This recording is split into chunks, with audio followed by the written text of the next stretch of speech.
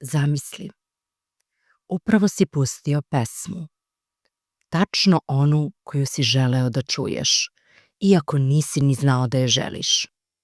AI zna. Napisao si mail.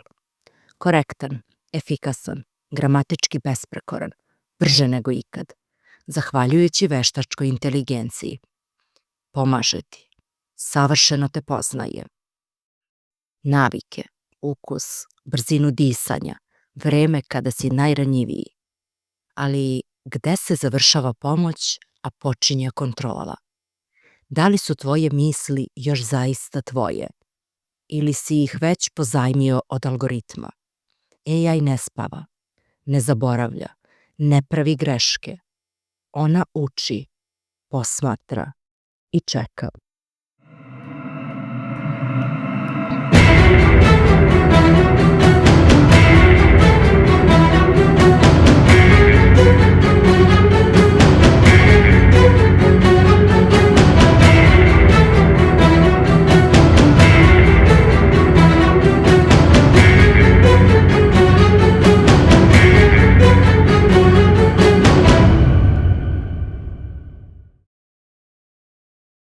Veštačka inteligencija zvuči kao nešto iz filmova naučne fantastike, ali to više nije priča iz budućnosti.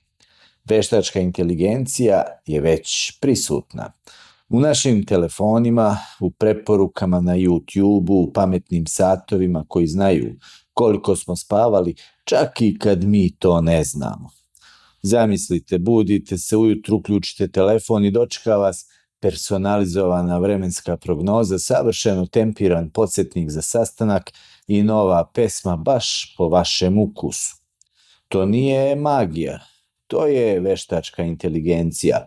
Uči iz naših izbora, analizira naše navike, sve kako bi nam navodno olakšala život. Ali gde je granica? Jer u toj pametnoj pomoći krije se i nevidljiv pritisak da budemo brži, efikasniji, bolje organizovani. Da nikad ne zaboravimo, da uvek budemo dostupni. A to ne prolazi bez posledica. Zato se pitamo, šta se dešava kad algoritam postane deo naše intime? Kad aplikacije znaju naše raspoloženje pre nas samih? Kad zaboravimo kako izgleda dan bez notifikacija? Veštačka inteligencija sve dublje ulazi i u naš a pitanje je kakav trag tamo ostavlja. Zato danas govorimo o onome što se ne vidi na ekranu, o emocijama, o anksioznosti, o mentalnom zamoru i o tome kako ostati čovek u svetu koji sve više liči na kompjuterski program. Dobrodošli u emisiju Uticaj veštačke inteligencije na mentalno zdravlje. Započinjemo razgovor koji je odavno trebalo da se desi.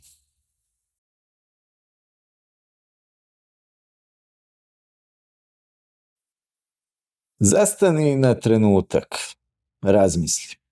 Kako se osjećaš kad znaš da algoritam poznaje tvoje navike bolje nego tvoj partner? Tvoje želje, tvoje slabosti, pa čak i tvoja osjećanja pre nego što ih i sam osvestiš. Zvuči kao teorija zavere, a zapravo je logika podataka. Veštačka inteligencija nas ne gleda kroz kameru, barem ne još uvek, ali nas posmatra kroz klikove, kroz vreme provedeno na slici, kroz rečenice koje zadrže naš pogled, kroz to da li ostaneš 3 sekunde na objavi o meditaciji ili 7 sekundi na nečijem telu sa plaže i onda počinje oblikovanje. Ne kroz direktnu kontrolu, ne. To bi bilo previše očigledno, ali te ne prisiljava, ono ti nudi. Predloge, reklame, video, ljude, sve ono što možda želiš. I tako, korak po korak, postajemo korisnici sopstvenog profila. Svet se filtrira za nas pre nego što ga sami sagledamo. Zvuči korisno, Ali gde je naša autonomija u celoj toj priči? Gde je tvoj slobodni izbor ako on nastaje na osnovu odluka koje si doneo pod stresom, iz dosade, iz usamljenosti? Koliko tvojih dana počinje spontano, a koliko uz predloženi sadržaj? Da li si danas zaista želeo da naučiš nešto ili ti je to TikTok predložio u 8 sati i 3 minuta? Veštačka inteligencija pa ne bi trebalo da je zla. Nema emocije, nema skrivene motive, ali ima moć, onu koju joj mi dajemo. Zato se pitamo, jesmo li samo pasivni korisnici ili smo postali proizvod digitalnog oblikovanja? Ako to ne prepoznamo na vreme, možda ni nećemo primetiti kad postanemo verzija sebe koju je algoritam odabrao umesto nas samih.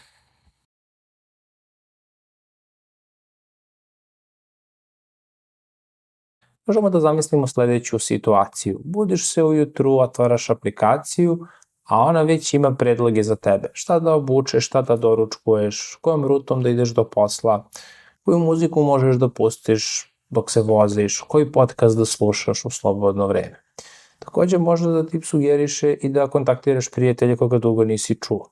I sve to bez da si bilo šta i pitao. Da li je to pomoć? To svakako jeste jedna vrsta pomoći, ali šta još jeste? Jeste i odricanje. Odricanje sopstvene odgovornosti od autonomije. Veštačka inteligencija donosi preciznije odluke od nas.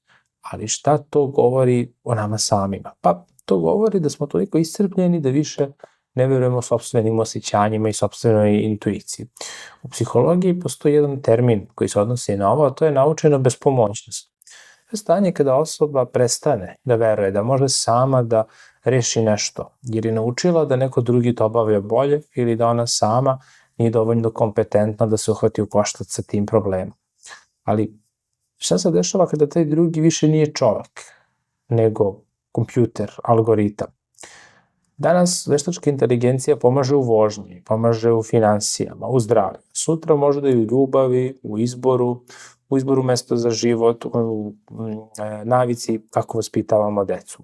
Možda sve ovo zvuči ekstremno, ali možda i ne, jer mi svakodnevno pod uticajem veštačke inteligencije počinjemo da bežimo od donošenja odluka iz straha da ćemo pogrešiti, da ćemo izgubiti vreme, da smo manje efikasni i da zapravo i ne primetimo kada poverenje u sopstvene kapacitete počne da bledi. Šta se dešava sa našim samopouzdanjem kada ga ne koristimo? Koliko si puta rekao, pa neka aplikacija odluči umesto mene. Ona mi štedi vreme, ona je korisna stvar. Svakako. Ali po koju cenu? Po cenu da mi biramo jedan lakši put. Biramo da više i ne budemo prisutni u tom našem životu. Prisutnost znači i odluku u nekakvim kontradiktornim situacijama. Jer zapravo najvrednije odluke u životu često i nisu one koje su bile donesene logički. Bile su one koje si na neki način osetio, doživeo. One i kada si pogrešio, ali si iz njih nešto pametno naučio. A veštačka inteligencija počne da radi umesto nas te stvari, onda mi više nemamo kapacitet da rastemo. Samo funkcionišemo. Život postaje neka vrsta procesora, a zapravo život je jedan vrlo haotičan proces, emocionalno protkan, jednu rečju ljudski.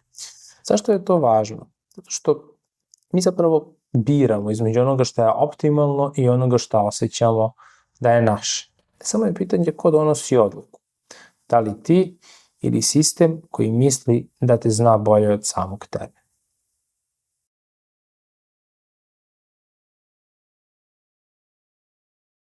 Hajde da na trenutak zaboravimo algoritme, procesore i sve te pametne mašine i da pričamo o nečemu što se ne da izmeriti. Nečemu što ne možeš programirati, o nečemu što nas zapravo čini ljudima, a to je empatija. Ne samo da čujemo druge, nego da ih i osetimo, da prepoznamo tugu u nečijem pogledu, nesigurnost u glasu, da pružimo ruku bez da nas neko pita, jer smo prisutni. Ali u svetu u kojem su emocije postale kod, a izrazi lica filteri, polako gubimo ono najvažnije – kontakt. Pravi ljudski kontakt, Umjesto da pogledamo osobu u oči, gledamo u ekran koji to simulira. Umjesto da slušamo, skeniramo. Umjesto da pitamo, lajkujemo. Zvuči kao preterivanje. Možda. Ali hajde da se zapitamo. Koliko puta si danas stvarno bio tu? Tu, prisutan, sa sobom, sa nekim drugim. Jer empatija ne živi u komentarima, ne živi u botovima koji kažu žao mi je što to prolaziš. Empatija je kad ćutiš sa nekim dok plače. Kad ti srce zadrhti jer si prepoznao bol koji sam poznaješ. Kad staviš tuđi osjećaj ispred svog mišljenja. Veštačka inteligencija to ne može. Može da imitira, da analizira emocije, ali ne može da osjeća. A mi? Ako prestanemo da vežbamo empatiju kao mišić koji se ne koristi, počećemo da je gubimo. I to nije samo filozofsko pitanje, to je mentalno zdravlje, jer bez empatije nema povezanosti. Bez povezanosti stvara se usamljenost, a usamljenost postaje bolest savremenog doba. Zato, dok jurimo napred, hajde da se ne zaboravimo usput, jer u svetu koji sve više simulira emocije, možda je najveći bunt danas biti stvarno prisutan.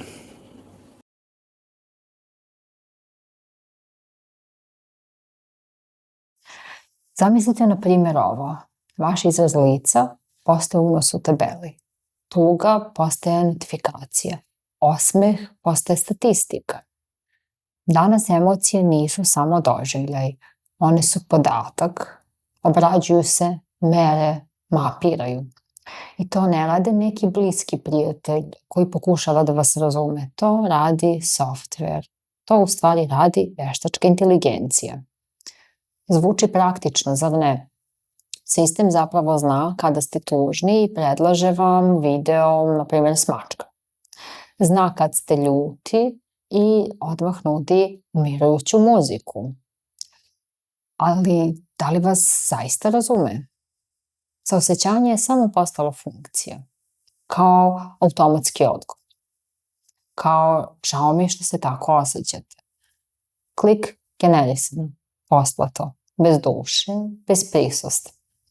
I dok sve više delegiramo razumevanje mašinama, postavlja se jedno ključno pitanje.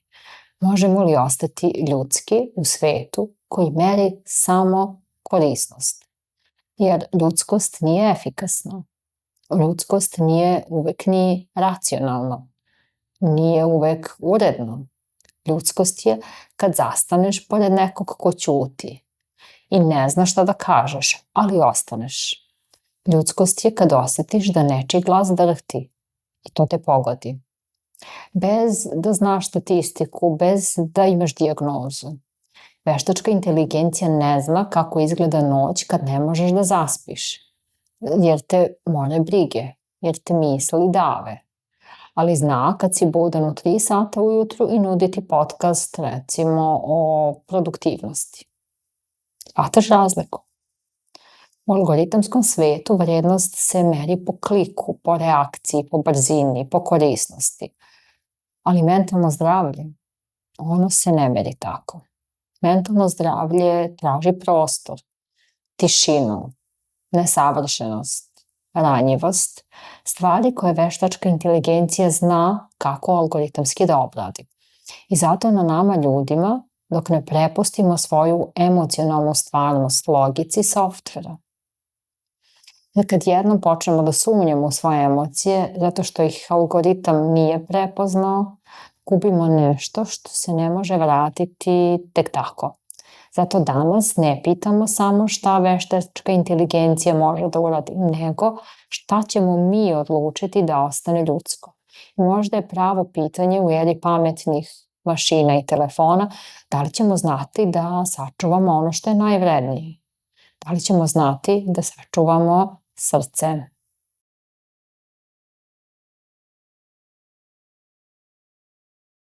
Veštačka inteligencija da bude terapeut zvuči nestvarno. Chat bot koji te sluša, avatar koji ti kaže zvuči kao da prolaziš kroz težak period i za trenutak osjećaš se viđeno. Neko je tu, neko odgovara, neko razume, ali hajde da malo zastanemo i razmislimo. Veštačka inteligencija danas zna da imitira terapeuta. Može da koristi aktivno slušanje, da postavlja empatična pitanja, da prepozna ključne reči koje ukazuju na anksioznost, depresiju, stres. U svetu u kojem su terapeuti često nedostupni ili preskupi, veštačka inteligencija deluje kao brz odgovor na našu tihu potrebu, ali da li algoritam zaista zna kako je to kad ti srce puca, a nemaš reč? Zna li kako izgleda pogled bez snage, bez daha, bez nade? Veštačka inteligencija ne zna tišinu. Veštačka inteligencija ne zna drhtaj glasa. Veštačka inteligencija ne zna šta znači da ćutimo zajedno, a da to ćutanje leči. Da.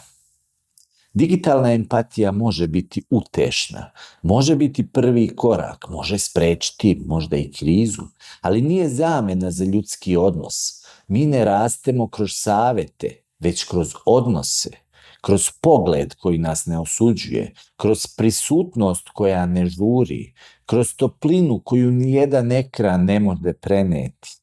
Veštačka inteligencija ne zna kako je to kad terapeut primeti suzu koju nisi pustio.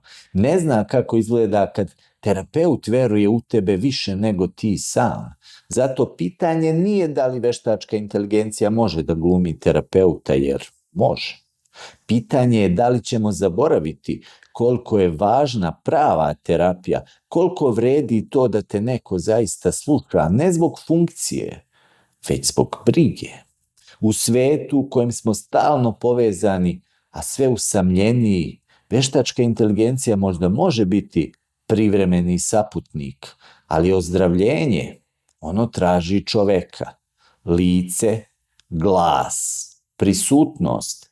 Zato ako danas neko pita mogu li razgovarati sa AI terapeutom, možeš, ali ne zaboravi, prava empatija nije programska funkcija, već ljudska misija.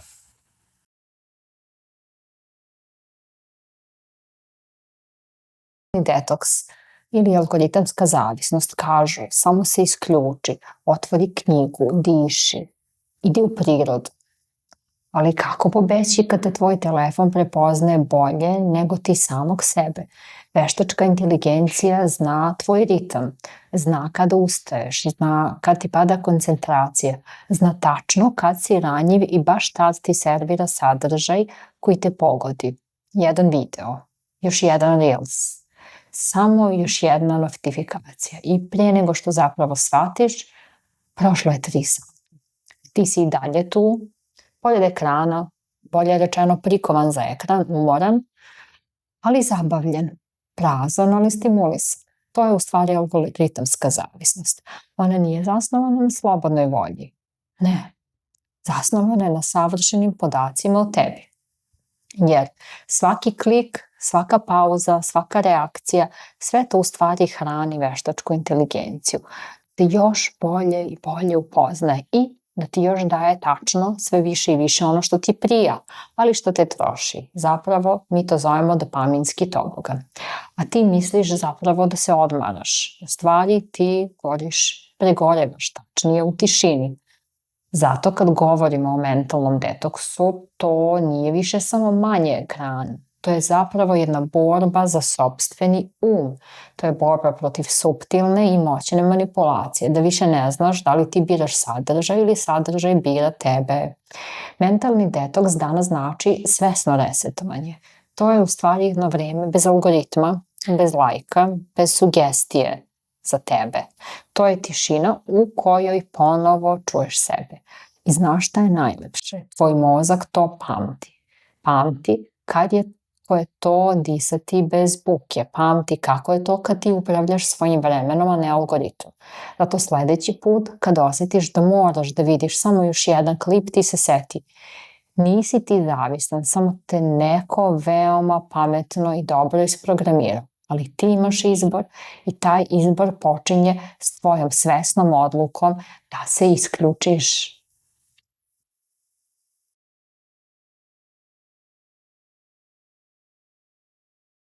Možda si već osetio tu nelagodu, onaj tihi pritisak od grudima kad pročitaš da je nova verzija veštačke inteligencije već počela da menja ljude na nekim poslovima.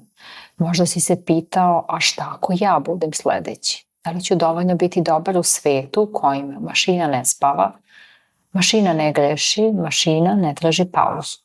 Ko sam ja? Moj rad može da se zameni jednom linijom koda. To više nisu futuristički scenari iz neke naučne fantastike. To su stvarne misli ljudi koje možemo čuti svaki dan u svojoj praksi, pa i u ordinaciji. Anksioznost budućnosti ne dolazi od nepoznatog, već od vrlo prepoznatljivog, od osjećaja da tehnologija raste brže nego što mi uspevamo da se prilagodimo. Ljudi počinju da sumnjaju u svoju vrednost, u smisao truda, u budućnost koju su planirali. I ono što je najteže, anksioznost u vezi s veštačkom inteligencijom nije lako objasniti. Jer kako da objasniš strah od nečega što je tiho, bez lica, pa nema ni svoj oblik, pojavni oblik, ali je svuda prisutno i sve zna. To nije strah od nekog robota koji će doći i useliti se u našu kancelariju, ordinaciju. To je strah da će tvoje veštine, tvoju kreativnost i tvoje znanje neko zameniti, da će sve to postati nepotrebno. I to nije samo problem tržišta rada, to je problem ličnog identiteta. Mnogi od nas i definišu sebe kroz ono što rade. Kad veštačka inteligencija preti tome, ne uzima nam ona sama posao. Uzima nam i deo nas samih. Hajde da zastanemo, da udahnemo, jer u toj buci postoji prostor da se vratimo sebi, da ne dozvolimo da nas ti algoritmi definišu i da shvatimo da ono najljudskije u nama, empatija, autentičnost, unutrašnja borba, intuicija još uvek nema alternativu.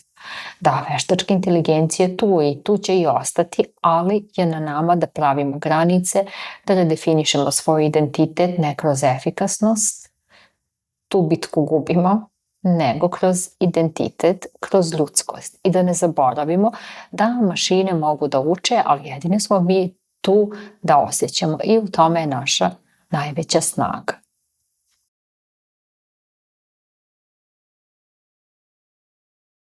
Zamisli, dete 7 godina pita kako se prave oblaci, ali ne pita tebe, ne pita učiteljicu, ne pogleda kroz prozor i ne zamišlja, već pita chatbot. Brzo, precizno, tačno i gotovo. Nema razmišljanja, nema maštanja, nema lutanja u mislima. Današnja deca rastu u svetu u kojem se odgovori ne traže, oni se dobijaju. Bez čekanja, bez procesa. Pitanje, klik, rešenje. Ali da li je brzi odgovor isto što i duboko razumevanje? Jer dok je svet postao digitalno pametan, rizikujemo da izgubimo ono najvažnije. Veštinu razmišljanja, veštinu sumnje, veštinu postavljanja pitanja bez da odmah očekuješ gotov odgovor i još nešto važnije, veštinu osjećanja. Pre nego što nauče da imenuju svoje emocije, deca već uče kako da pitaju aplikaciju, kako da razgovaraju sa avatarom, kako da scrolluju umesto da zastanu. Učimo ih da se povezuju, ali ne i da osjećaju. Učimo ih da prepoznaju emotikone, ali ne i da prepoznaju emociju u sebi. Deca su nekad crtala kad im je bilo dosadno. Danas gledaju video koji im predloži algoritam i tako korak po korak spoljašnji svet preuzima unutrašnji. Ali ovde nije poenta da krivimo tehnologiju, već da postavimo pitanje. Učimo li decu kako da koristi veštačku inteligenciju ili ih veštačka inteligencija uči kako da razmišljaju? Postoji razlika između deteta koje pita jer je radoznalo i deteta koje pita jer ne zna da podnese neznanje. Naš zadatak nije da zabranimo veštačku inteligenciju. Naš zadatak je da budemo filter, da naučimo decu kako da razlikuju informaciju od znanja i znanje od mudrosti. Jer znanje bez osjećanja, To nije razvoj, to je samo memorija bez duše. Zato hajde da zajedno stvorimo generaciju koja ne zna samo gde da klikne, nego zna kako da misli i još važnije, kako da osjeća.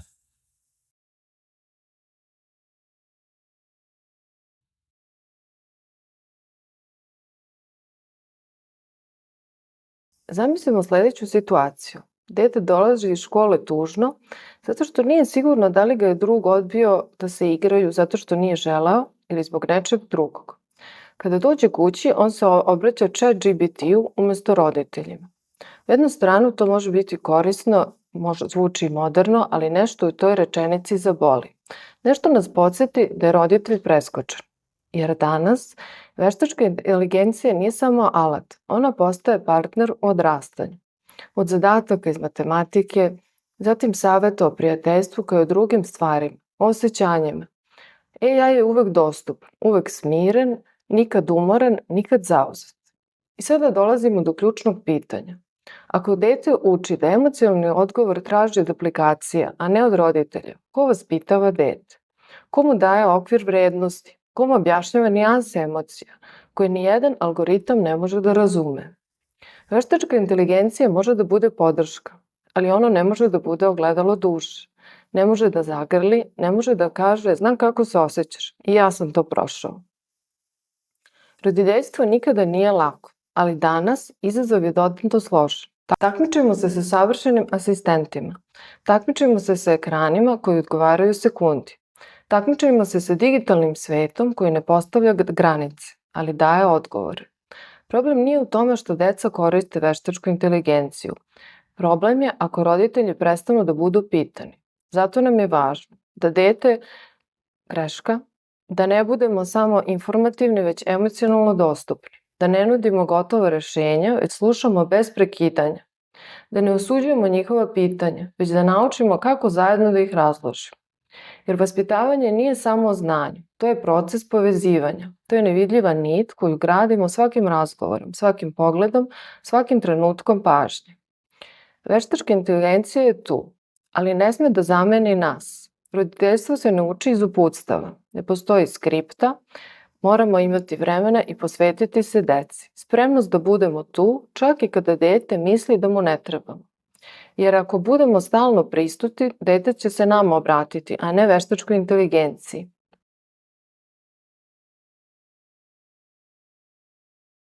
Zamislite generaciju koja savršeno zna kako da započne razgovor, preko poruke, koja koristi emoji da izrazi emociju umesto da pokaže lice, koja zna kako da napiše haha, ali ne da se i glasno nasme. I sada se pitamo da li veštačka inteligencija ublažava ili zapravo pojačava osjećaj usamljenosti. U eri kada je sve dostupno na klik, izgubili smo ono najdragocenije, trenutak spontanosti. Umesto da se susretnemo licem u lice, biramo ekrane. I to nije samo stvar tehnologije, to je nova kultura komunikacije. Ali da budemo iskreni, komunikacija nije samo razmena informacije, to je kontakt očima, to je tišina između reči, to je osmeh, to je ono što nijedna aplikacija ne može da nas nauči. Veštačka inteligencija može da simulira razgovor, može da nam napiše šalu, može da generiše empatiju, ali samo tekstualno. Ne može da pogleda u oči i da kaže vidim te, stvarno te vidim. Danas sve više mladih osjeća anksioznost u stvarnim susretima. Zašto je to tako? Zato što vežbaju komunikaciju bez odgovornosti. Zato što nije isto napisati poruku i izgovoriti je, gledajući nekog u oči. Zato što su naučeni da odgovore brzo, a ne autentično. Postaje važno da kao zajednica prepoznamo. Socijalne veštine nisu dodatak, one su ključ mentalnog zdravlja.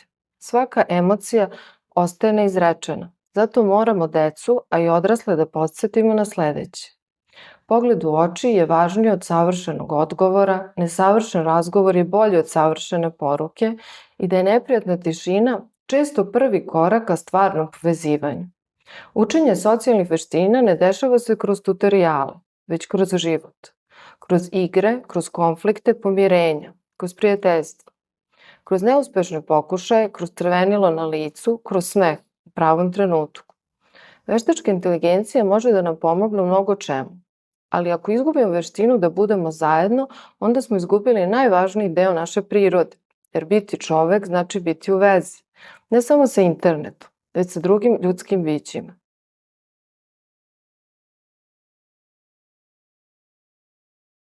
Zato što algoritam zna bolje. Zato što vas veštačka inteligencija upozori pre nego što padnete. Zato što svet tehnologije štiti od vas samih. Zvuči kao savršen svet. Ali hajde da se zapitamo. Možemo li zaista sazreti ako nikada ne padnemo? Možemo li postati emocionalno odrasli ako nas neko stalno spašava? Veštačka inteligencija danas analizira sve i pruža nam rešenja. Koju seriju da gledamo, kako da odgovorimo na poruku, kada da spavamo, čak i kako da dišemo kada smo pod stresom. Ali ono što zaboravljamo jeste da ljudska zrelost ne dolazi iz savršenstva, dolazi iz greške, iz bola, iz neizvesnosti. Kao kada dete prvi put padne sa bicikla i nauči ne samo da vozi, već i da ustane. Ako veštačka inteligencija uvek daje najbolje opcije, da li deca uče da razmišljaju, da li samo biraju između ponuđenih. Zrelost je sposobnost da napraviš izbor i preuzmeš odgovornost za taj izbor.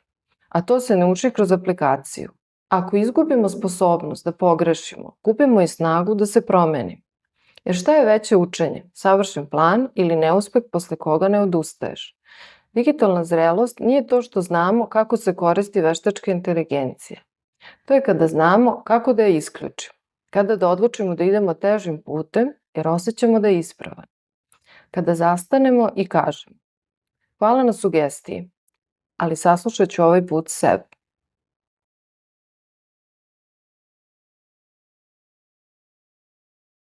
Veštačka inteligencija u zdravstvu više nije pitanje budućnosti. Ona je već ovde. U kardiologiji predviđa srčane udare pre nego što se dese. U radiologiji pronalazi mikroskopske promene koje ni najiskusnije oko ne vidi.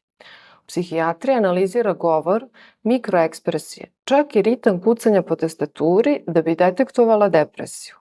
Zvuči kao revolucija, ali hajde da stanemo i da se zapitamo. Ako algoritam postavlja ranu dijagnozu, ko preuzima odgovornost? Ako veštačka inteligencija čita naše emocije, da li nas to leči ili nas nadzire? Zdravlje više nije samo razgovor između lekara i pacijenta. To je sistem podataka. To je dijagnostika u milisekundama. To je procena rizika zasnovana na modelima, a ne intuiciji. A gde je čovek u svemu tome? Psihijatrija je posebno osetljiva oblast. Nije dovoljno prepoznati simptome. Potrebno je osjećati osobu. Čuti ono što nije rečeno, primetiti kako neko ćuti, ne kako govori. Veštačka inteligencija može pomoći i već nam pomaže da budemo efikasniji, precizniji i brži. Ali ne sme zameniti empatiju, etičku dilemu, kontinuirani odnos između terapeuta i pacijenta. Jer makoliko sofisticiran biosistem ne može pružiti utehu dodirom, ne može reći razumem te i da to zaista misli. Postoji još jedno pitanje. Ako nas veštačka inteligencija analizira 24/7, postajemo li pacijent celog života? Gde je granica između prevencije i stalnog nadzora? Zdravlje treba da osnažuje, a ne da nas uči pasivnim korisnicima sistema koji sve zna, ali ne osjeća ništa. Dakle, veštačka inteligencija jeste spas, ali samo ako čovek ostane centar tog sistema, ako pacijent ima izbor.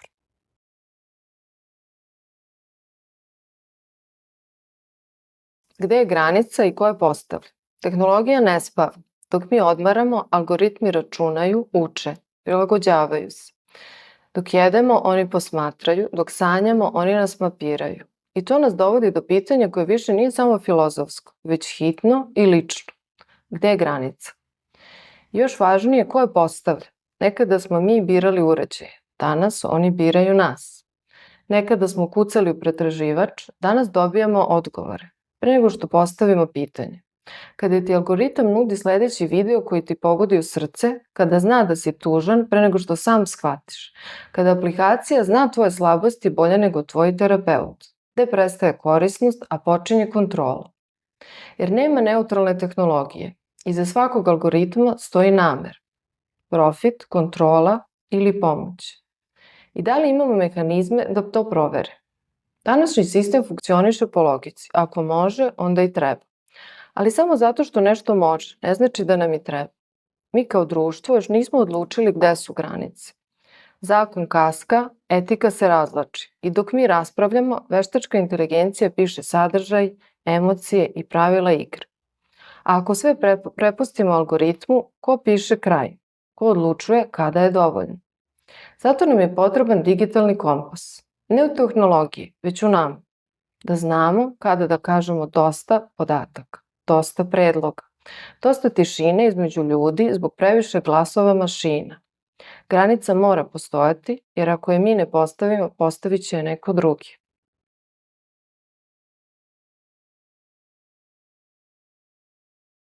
Jer ovo više nije debata o tehnologiji, već je ovo jedno pitanje lične slobode. Pitanje ko si ti u svetu koji zna sve o tebi. Ako ne znaš kako funkcioniše algoritam, onda ti nisi ni korisnik, ti si proizvod, a tvoje emocije su samo podaci. Tvoje navike su monetizovani uzorci, a slabosti je jedan optimizovan alat za angažman. I tu se postavlja ono najvažnije pitanje. Da li ti koristiš veštačku inteligenciju ili veštačka inteligencija koristi tebi?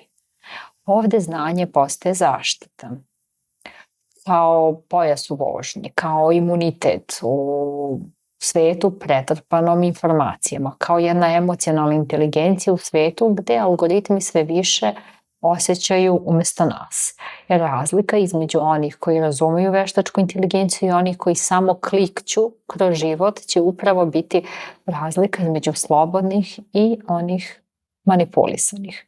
Zamislite svet u kojem se elite štite znanjem, a mase umiruju sadržajem. Zvuči dramatično, pa to je već realnost. Zato edukacija nije luksuz, ona je jedan mentalni štit.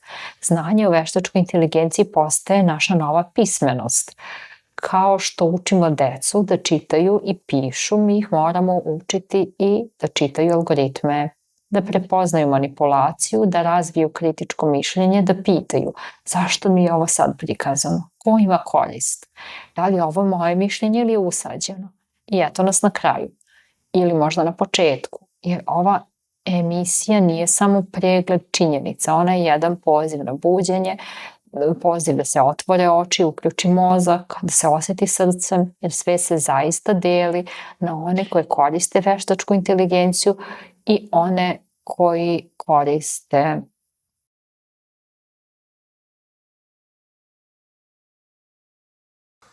Znate li šta je najironičnije? Ljudi su stvorili veštačku inteligenciju da bi im ona olakšala život. Šta se sada dešava? Mi se prilagođavamo njoj. Mi učimo kako da brže razmišljamo, kako da komuniciramo kraće, kako da reagujemo predvidivije.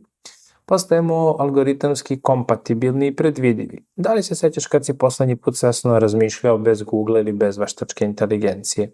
Da si rešio problem bez da pitaš veštačku inteligenciju? Jer ona zna sve o nama, zna bolje. Zna i naše navike, naše interesovanja, čak i naše emocionalne oscilacije.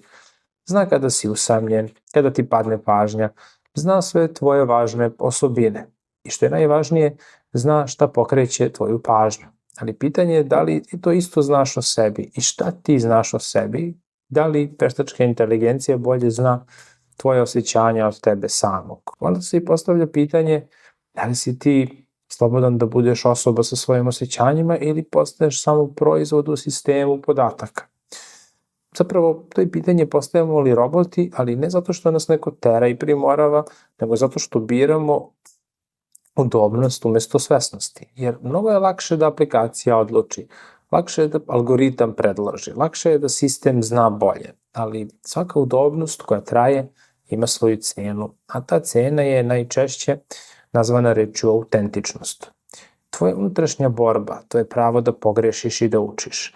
Da prosto zamislimo svet u kojem više ne znamo da donesemo odluku bez asistenta, ne umemo da čekamo bez notifikacije i ne možemo da osjećamo ako nema nečega što bi nas na to pokrenulo, što dolazi iz sveta interneta.